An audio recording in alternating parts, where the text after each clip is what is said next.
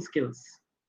The word disputandum is derived from the Latin phrase de gustibus non disputandum est, which means in matter of taste there can be no dispute. Here we are not dealing with disputes. We are here to help our next generation view challenges in their entirety. In the real world, there are no absolute right or absolute wrong answers. What matters is a deep understanding of the challenge and conveying our thoughts effectively to our audience. Today, we have two bright participants, Sreshta Rupam Dwivedi from Delhi Public School, Bokaro, and Siddharth Kumar Gopal from St. Thomas Residential School, Thiruvananthapuram. Welcome to the show, both of you. Sreshta, please tell us something about yourself.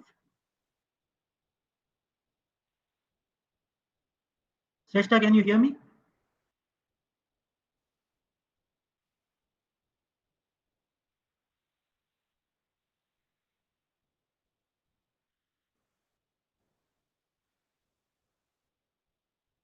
I think we have lost her. Let us just wait for a minute.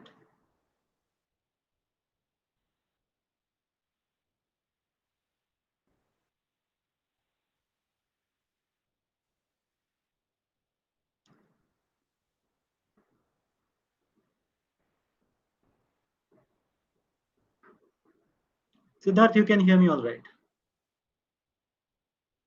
Yes, sir. Very good. Let us wait for Sreshta.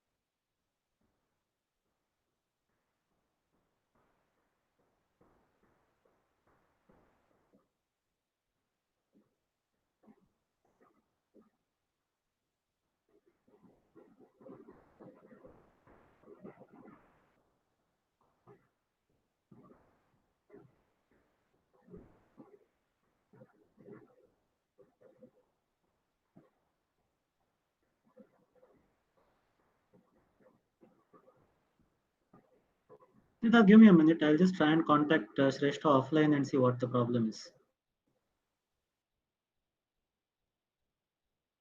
Okay, sir.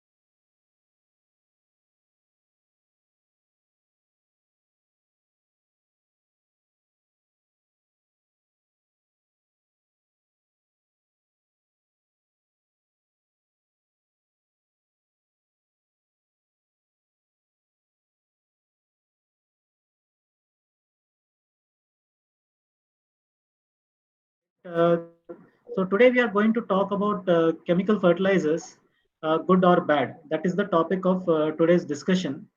And before we get into the debate, I would like both of you to introduce yourselves. So let us start with Sreshta. Sreshta, please tell us something about yourself.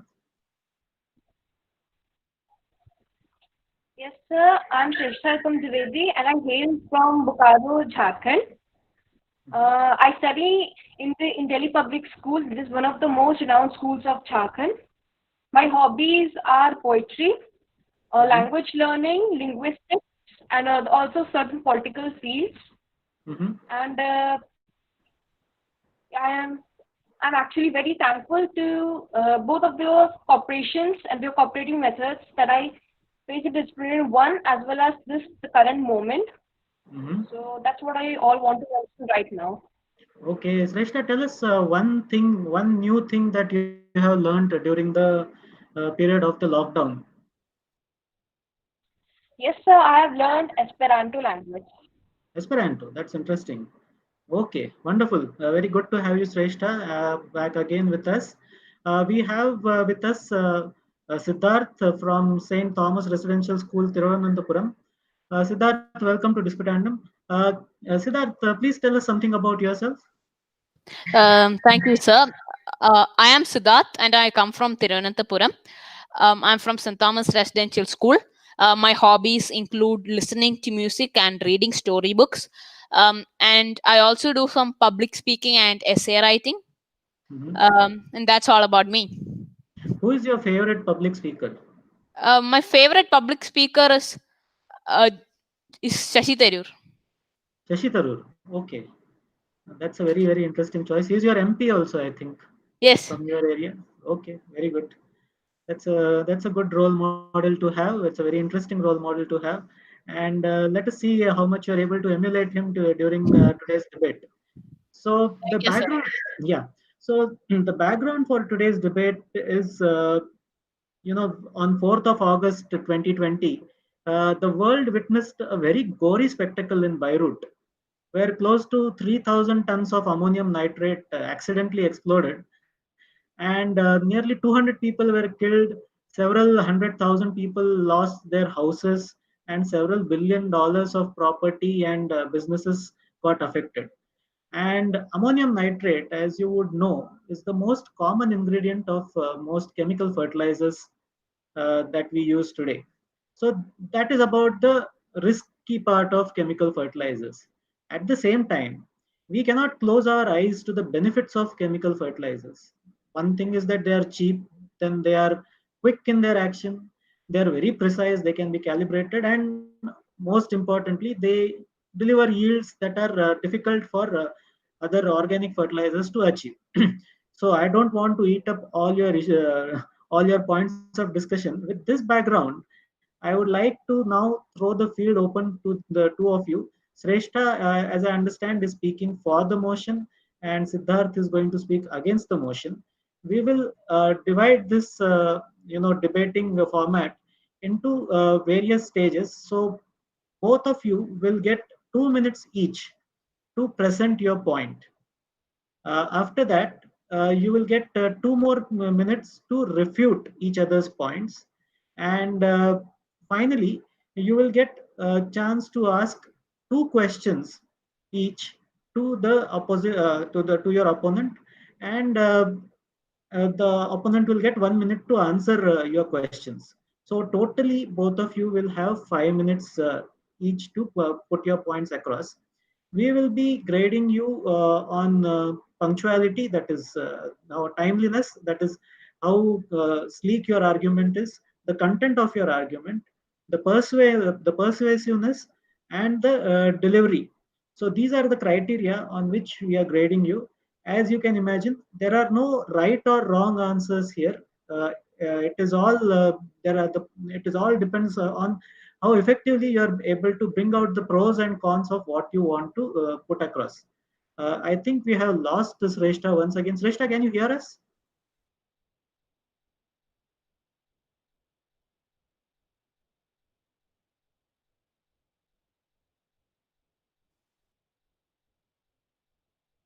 Sir, So, Yes, Siddharth, please tell me. so I have a doubt, sir. Like, if we are at the end of the speech,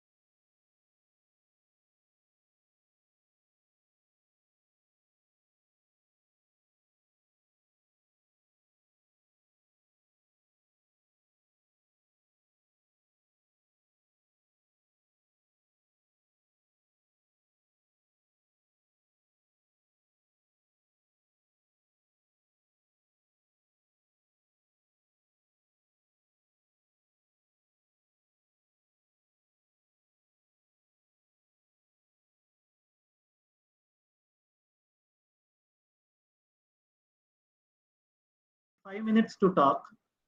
Since you are speaking for the motion, you will talk first for 2 minutes. Siddharth will talk for 2 minutes after you. Then you will get 2 more minutes to rebut what Siddharth has spoken, or if you have any additional points to make, you can make it in those 2 minutes. Siddharth will again get 2 minutes to do the same. Finally, both of you will get two questions to ask to your opponent and 1 minute to answer these questions. Is that clear, Shrestha? Am I audible to you? Did you understand the rules? Did you follow the rules? Yes, sir. Okay. So let us begin with Shrestha. Your 2 minutes start now. A warm good evening to respected jury member and my opponent. I'm Shrestha Dwivedi, and today I'm going to express my views and opinions on the topic: should we or should we not use chemical fertilizers? And I'm firmly against the motion. India is a colossal and the second largest demography in whole of the world. It has a population of an estimated 1.52 billion and has a decadal growth of Shrestha, 12.3% approx I since have to stop you 2000. here. Just give me a minute. Are you against the motion or are you for the motion? You are against chemical fertilizers or you are for chemical fertilizers? I'm against chemical fertilizers. You are against because we had. Quite answer, I'm for against fertilizers. Sorry, you're for or against? I think you're getting a little.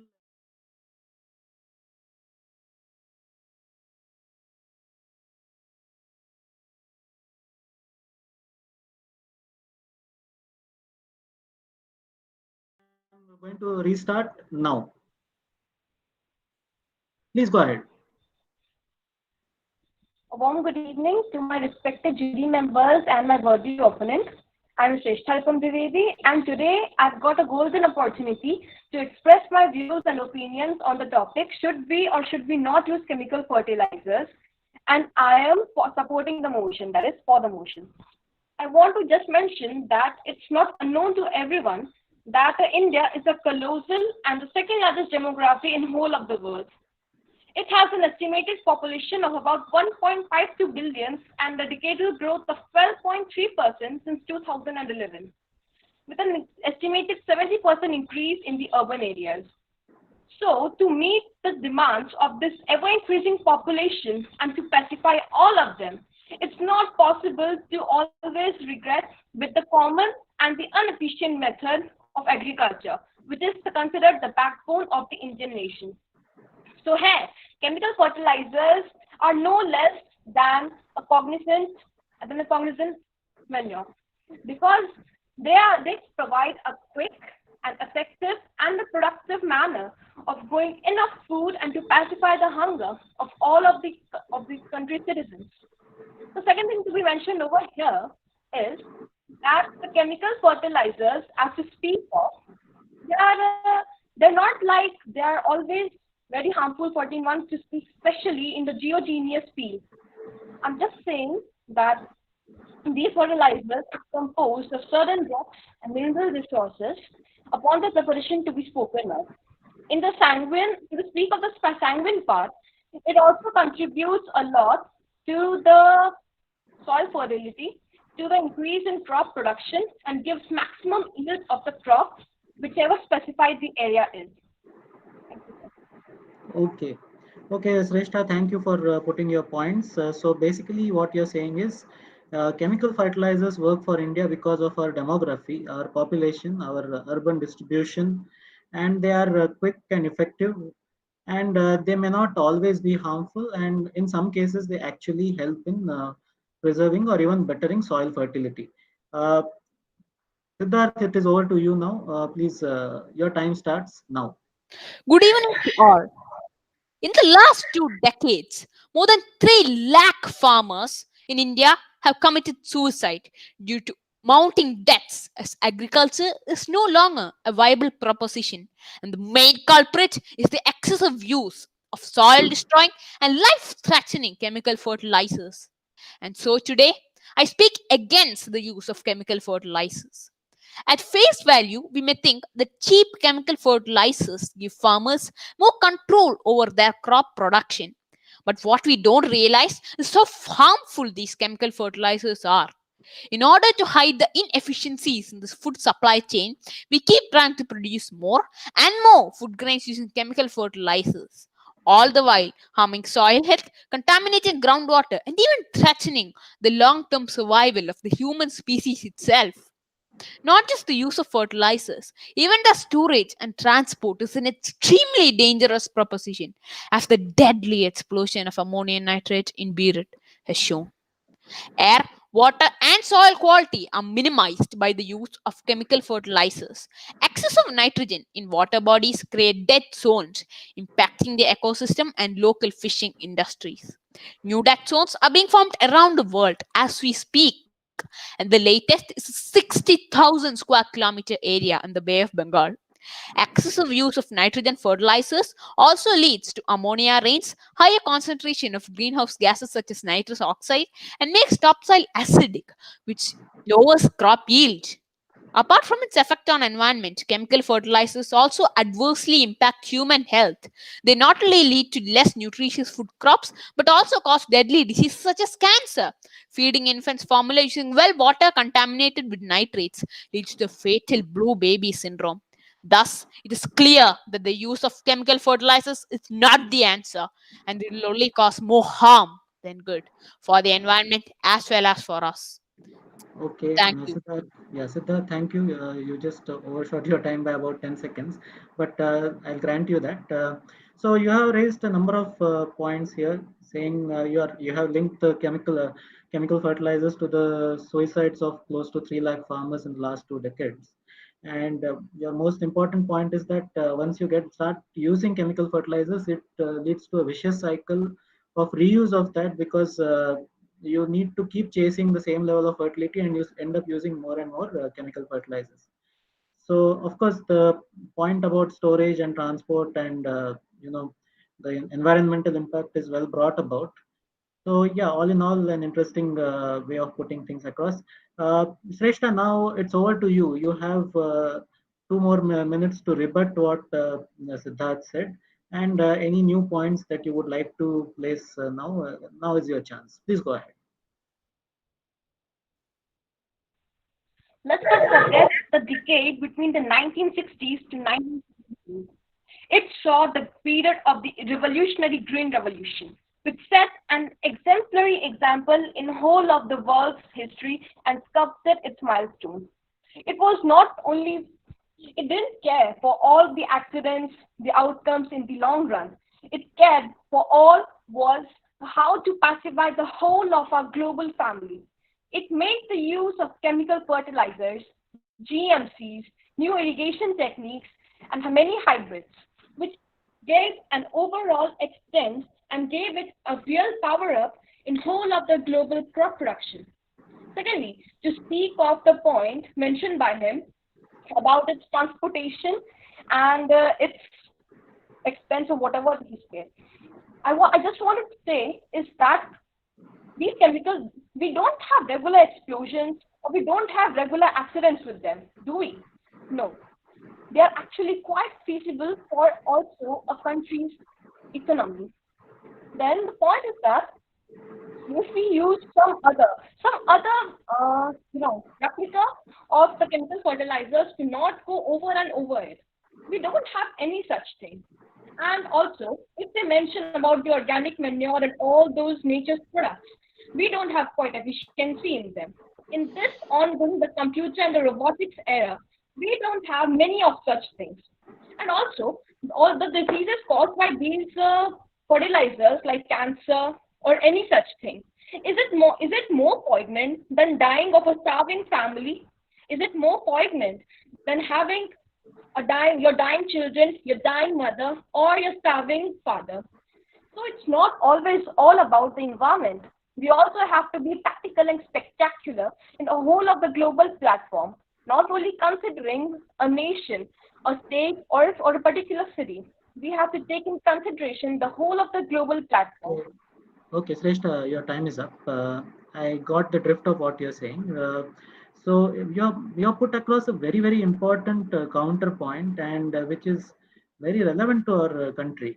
See, I don't know whether the two of you would know there was a particular variety of wheat called PL480, which India had to import in the 1960s, and that was actually given by the US to us, almost like an act of charity. And the one very peculiar thing about this wheat was it was not consumed by humans in the US. It was basically a leftover variety of wheat, and it was given to India in such a manner because we did not have enough food production, enough food grain production in our country at that time. So from then to today, where India is one of the highest producers of agricultural products, it has been possible because we have harnessed the chemical fertilizers in a very uh, sensible and effective manner, considering the limitations that our Indian system has.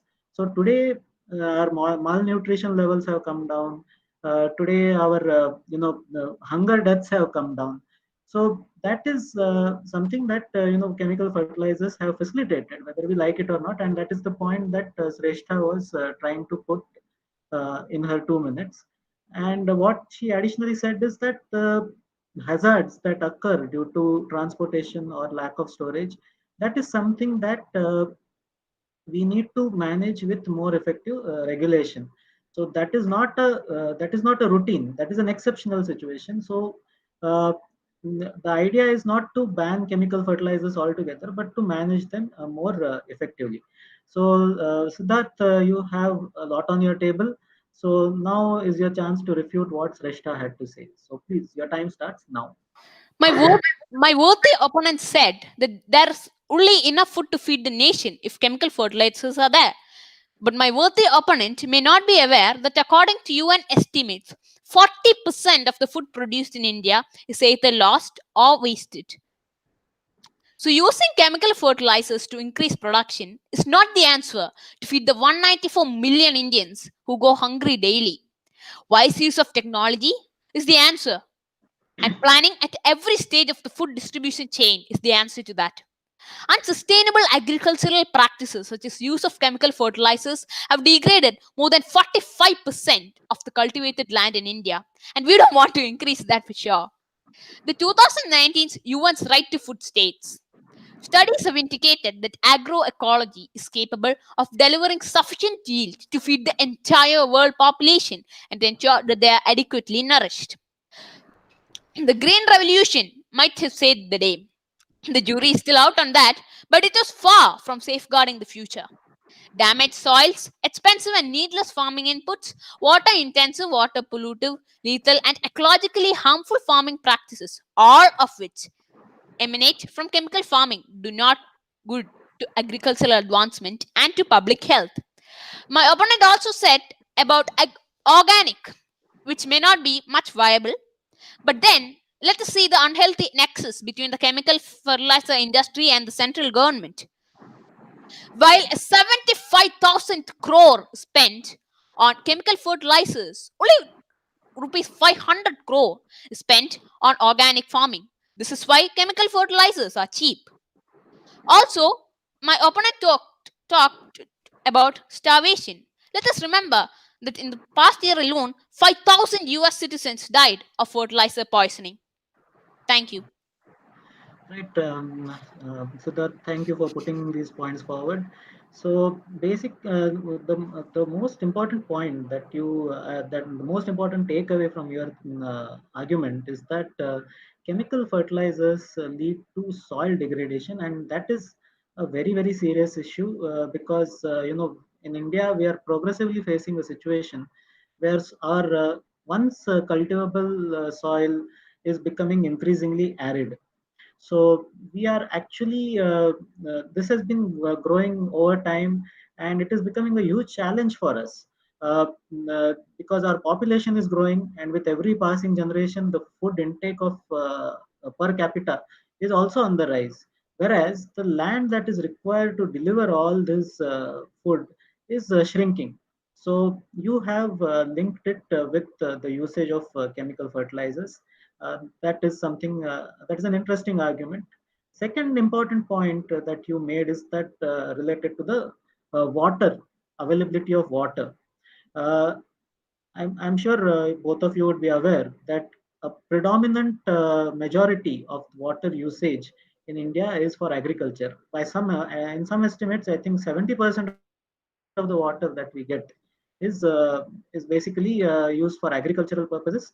Around 15 to 20% is used for industrial purposes, and the rest is used for domestic purposes, that is for households. So 70% water usage is a very high number.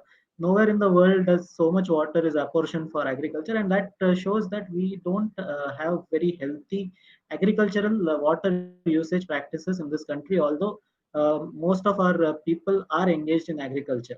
So that also could be due to the sustained use of chemical fertilizers, which by some in some quarters are supposed to be water guzzlers of a kind.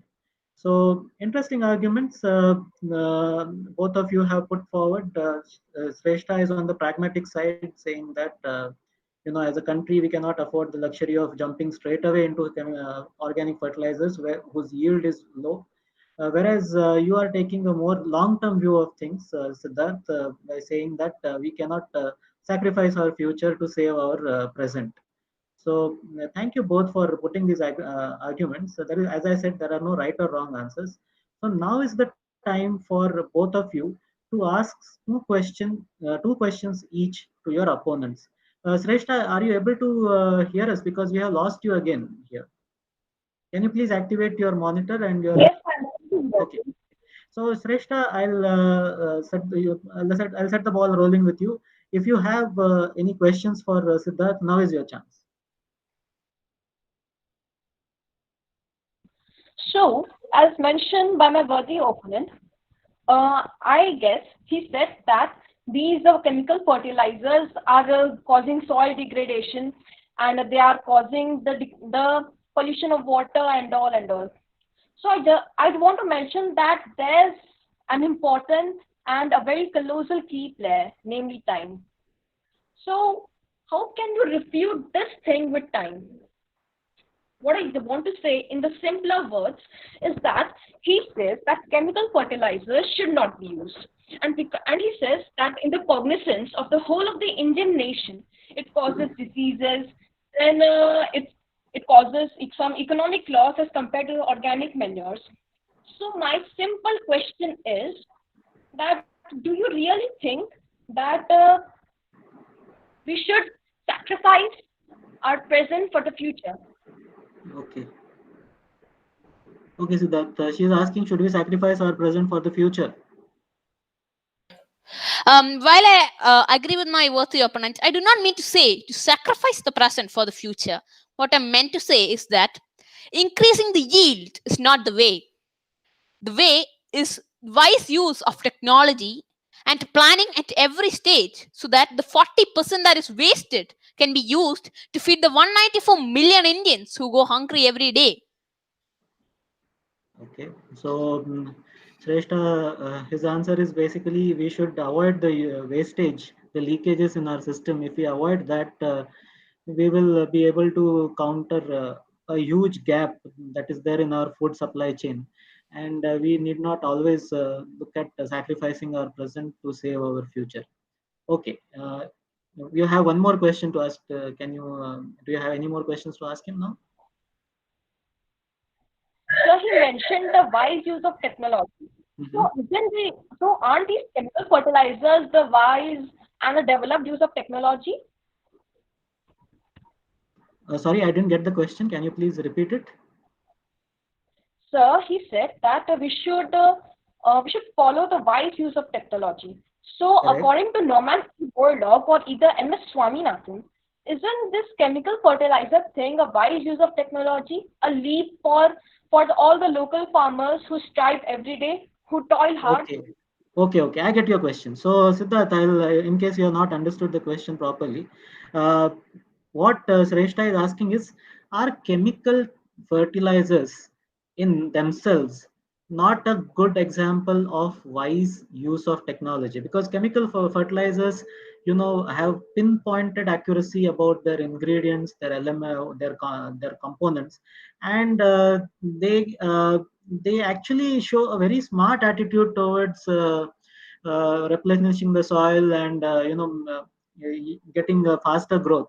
So wouldn't you count chemical fertilizers themselves as an example where human beings have harnessed technology in a smart manner to meet their immediate goals of hunger management?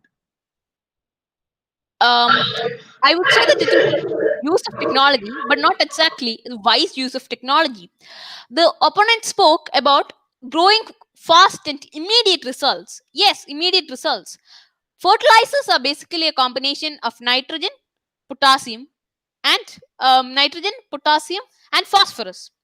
But when the plant grows too fast, it absorbs the nitrogen NPK, as commonly known. It absorbs NPK but does not absorb the rest of the metals like iron and calcium and zinc, which we need for our health. And then the question comes, where do we put, what happens to the reminders? These reminders can pollute soil, water, as well as air. Also, once we put this fertilizer, the soil gets addicted to it, and thus we spend money purchasing fertilizers again and again. Because, and the work opponent also said that fertilizers are cheap. The reason why fertilizers are cheap is because the government provides them at a subsidy of plus 70,000 crore. But for organic farming, the budget is only rupees 500 crore. Okay. Okay.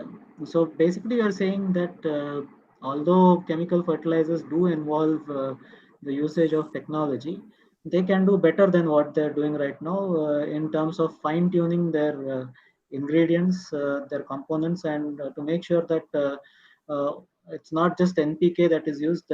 They should also cater to the other useful elements that we need for our nourishment and growth. Okay, so this is the answer that Siddharth has for Sreshta's question about wise use of technology. See, there are no, as I told you, there are no right or wrong answers in this format. It all depends on what points you are able to bring to the table in this argument, because the jury is still out whether we should use chemical fertilizers or not. In an ideal world, we would not need any chemical fertilizers where the population was less, the land was abundant, and there was no hunger. But in a situation like ours, we need to make certain choices and certain compromises uh, to make sure that our short-term goals are met, so that we survive to meet our long-term promises and long-term dreams. So that is the argument broadly in favor of chemical fertilizers. Now it's your chance, Siddharth, to throw a couple of questions at your opponent. So please go ahead. Extra fertilizer use makes the soil arid, reduces crop yield, and puts farmers into debt. And this is one of the major reasons of farmer suicides. How can you support use of chemical fertilizers, which is clearly detrimental to farmers? Okay, Shrestha, basically Siddharth is linking usage of chemical fertilizers to farmer suicides. What do you have to say for that? Since the respected member of the jury mentioned that there can never be a single answer to a single question. As you said, that these chemical fertilizers are the cause of the suicides of the farmers of India, I'd like to mention it that it's not only for this crop yield that they suicided. They have also some other reasons. It's not like all about money. The world doesn't revolve around money. They have some other reasons too. To speak of the environment and the geological field, these chemical fertilizers have actually contributed greatly by avoiding the over-fertilization of the soil that is frequently caused by organic manure due to their requirement of frequent addition.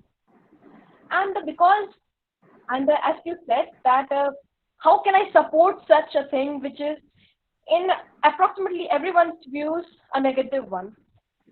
So I just wanted to mention that it is far less poignant than waiting for the off season during the off season and limitedly having your waiting going on as the clock ticks by preparing the organic manure, adding in the soil, just in case to avoid this environmental pollution or degradation of land or for many such mumbo jumbo reasons. Okay. So you are using very strong words to, put down the concerns related to environment. But I get your point. The broader point that you are making is farmer suicides should not be tied to the single reason of usage of chemical fertilizers. There are complex socio-economic causes that drive farmers to suicide. So that may not always be economic alone. There are several other reasons which are sometimes specific to that particular geographical region, or it is also dependent on the societal makeup that drives farmers to take this extreme step. Uh, So that is Sreshta's counter to you. You have one more question to ask her. Here's your chance. Um, while I note what the opponent has said, a division bench of the Bombay High Court, citing the Tata Institute of Social Sciences report on the causes of farmer suicides in Maharashtra, found that there's a high incidence of suicides in the cotton growing areas where chemical fertilizers were used. And also, not all the nutrient ions in a fertilizer applied to soil are taken up by the growing crop, and the fate of the remainder is very important in any discussion on the effects of their long term use. So, even with the judicious use of chemical fertilizers, the residues can pollute air, water, and atmosphere, not to mention its adverse impact on human health. Shouldn't agriculture, which is essentially a life giving activity, maintain sustainable practices rather than become a life harming activity with the use of chemical fertilizers? And well, there are 700 million people in this world who do not have access to clean drinking water. The fertilizer industry uses 160 billion liters of water. So can you just paraphrase your question, Siddharth? like um like many metal ions that are used in chemical fertilizers are not absorbed by the plants, and Mm-hmm. the fate of them after is always battled upon when we discuss their long term use. They may Mm-hmm. lead to environment concerns as well as human health concerns. Okay. Student agriculture is essentially a life giving activity, maintain sustainable practices rather than become a life harming activity with the use of chemical fertilizers, which take most of the world's water when many people still remain thirsty. Okay. So Sreshta, Sri Siddharth is raising a very important point. It is related to the sustainable use of water, and chemical fertilizers are they're giving rise to a culture where we actually you know uh, we are trying to basically splurge today to instead of saving today, and we are spoiling our tomorrow. And the water table in this country is continuously going below, and it is going deeper and deeper, and it's becoming more and more difficult to draw water for even for the present generation, forget about the remaining generations. So do you think that we should encourage the usage of chemical fertilizers which are detrimental to the long-term usage of long-term water management?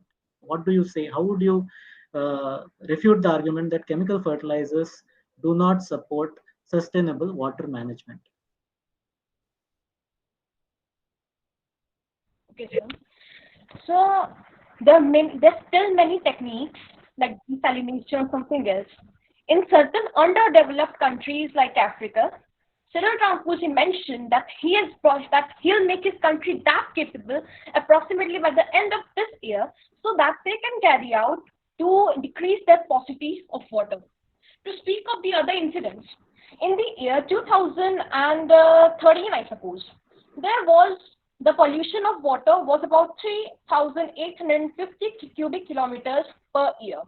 But then suddenly, by just in a span of 6 years merely, in 2019, the pollution of water rose to 6,000 cubic kilometers per year.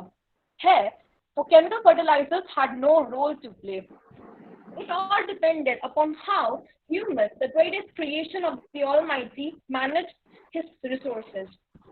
To speak of the other points, like he said that the water management is going down to a real low level. There's still hope. There's still sanguinity. The scientific bent of mind of especially the Indian scientists has not died down. They are still performing quite many experiments like the edible water, the ball water, or many such things. And these modern technologies are being exported to the other developed countries to solve their water paucity problems also. So here we can't always blame the chemical fertilizers. Okay, I didn't. Can you just explain this point about the experiments that you said about water positive? Can you just elaborate a little on that? I'm very curious to know about that. You mentioned that Yes, Indian sir. scientists. Like the certain countries like Saudi Arabia, Qatar, since they are deserted countries, they have been desertified. They have this also they have still some paucity of water. So they have designed some modern technologies like desalination, from which they have their ocean water purified and mineralized, just like they have for the mineral bottled waters that we get at the railway stations, or the water that comes from our own aquaguards at home. Okay. So basically, you are talking about desalination and related technologies. Okay, desalination is an interesting area, but what we also need to remember that it is a very expensive technology, and in many cases, it is mostly employed. It is employed very extensively in the Gulf, that is the Middle East, and also in India in certain parts. I think in Chennai we have some desalination plants. There is a problem related to the brine that is generated because of desalination. What happens is you take out all the uh, the water content of the seawater. What remains is the salt. And how do you dispose of that salt? That also leads to a lot of harm of the marine ecosystem. Having said that, desalination is a net advantage in areas where there is very little availability of water, very less availability of water. And if they want to sustain an economy without being dependent on some other country for their water resources, at that time desalination is a real savior because it gives them self-sufficiency. But like every technology, like chemical fertilizers or any other technology that we use, whether it is automobiles or any other industrial advancements that we have had over the last couple of centuries, we need to now increasingly weigh everything against its ecological impact. And having said that, again, I have to qualify this statement again: ecological impact does not exist in a vacuum. It also comes down to the people. Ultimately, we are doing all this so that a larger number of people survive, sustain, thrive, and live long enough to give rise to the next generation, which is able to manage the resources available in a better manner. So sometimes we have to take decisions that may not be very wise from a long-term perspective, just to keep ourselves alive today. For example, now we are having a lockdown in this country. Now the jury is still out whether the lockdown is going to be beneficial or not.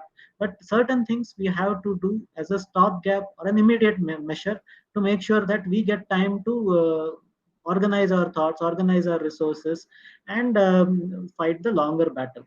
So there are, as I said, there are no right or wrong answers, and I'm very happy that both of you have put together a very compelling and convincing set of arguments. It is very difficult for us here to quickly determine which one of you is a winner, so you'll need to give us some time.